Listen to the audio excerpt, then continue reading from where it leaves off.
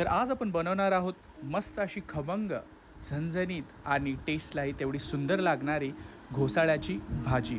तर घोसाळं म्हटलं की सगळे नाक मुरडतात, पण आम्ही कोणत्या पद्धतीने बनवतो तीच आम्ही पद्धत तुमच्याबरोबर शेअर करणार आहोत. तर चला व्हिडिओला सुरुवात करूया.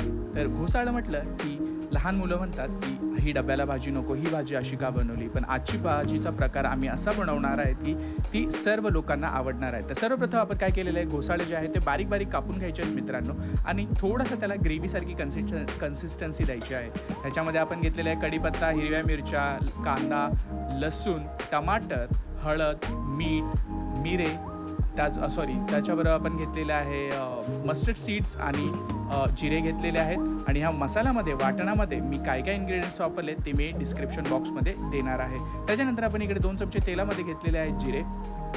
जिऱ्यानंतर आपण टाकलेले आहेत कढीपत्ता.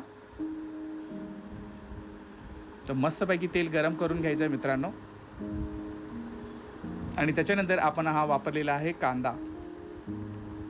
कांदा आपल्याला इकडे चांगला फ्राय करून घ्यायचा आहे. घोसाळ्याची भाजी म्हटलं की जसं मी म्हटलं की लहान मुलांना आवडत नाही आणि मोठेही कानागाड्या करतात खाण्यासाठी. पण ज्या पद्धतीने मी मसाला वापरलेला आहे, आम्ही हा मसाला वापरलेला आहे, ती पद्धत बनवताना तुम्ही बनवून बघा. तुमच्या घरच्यांना नक्कीच आवडेल आणि ती टेस्टही तुमच्या घरच्यांना आवडेल. इथे आपण हिरवी मिरचीचं पेस्ट वापरलेली आहे. त्याच्यानंतर आपण इकडे मीठ घेतलेलं आहे चवीनुसार मित्रांनो. ही भाजी बनवायला भरपूर सोपी आहे. आणि ह्याच्यानंतर आपण हळद ॲड केलेली आहे, 1 चम्मच हळद. आणि त्याच्यानंतर कांदे चांगले फ्राय झाल्यानंतर इकडे आपण टमाटर ॲड केलेले आहेत. तर 2 टमाटर आपण चांगले ॲड केलेले आहेत, जेणेकरून आपल्या या रश्श्याला, या भाजीला बोलतात की चांगला टँगीचा फ्लेवर येईल. टमाटरमुळे चटपटीत असा फ्लेवर येईल. तुम्ही बघू शकता मस्त असा तडतड आवाज येत आहे आणि फ्राय होत आहे.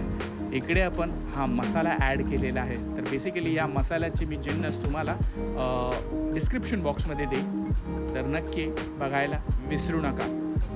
बघा किती छान अशी ग्रेव्ही झालेली आहे. तर तुम्ही बघू शकता मस्तपैकी आता ही थिकनेस जी आलेली आहे त्या मसाल्यामुळे, त्या वाटणामुळे आलेली आहे.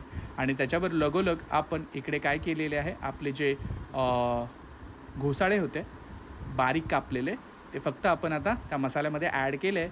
आणि 1 कप पाणी टाकून आता हे बॉईल करून घ्यायचे आहे. चांगलं मिक्स करून घ्यायचं आहे, चांगलं हलवून घ्यायचं आहे, जेणेकरून तो जो रस्सा आहे, तो जो मसाला आहे, तो आपल्या घोसाळ्यामध्ये ॲब्झॉर्ब होईल. तुम्ही बघू शकता मस्तपैकी मीडियम फ्लेमवरती आपल्याला गॅस ठेवायचा आहे मित्रांनो. आता हे तुम्हाला दाखवते 5 मिनटानंतरचं दृश्य. आता अजून 5 मिनटासाठी सिमर होऊ द्यायचं, आपल्याला चांगलं बॉईल होऊ द्यायचं आहे. मीडियम फ्लेमवरती आपल्याला ही गॅस ठेवायची आहे. भरपूर साधी सोपी रेसिपी आहे. अशा पद्धतीने नक्की बनवून बघा.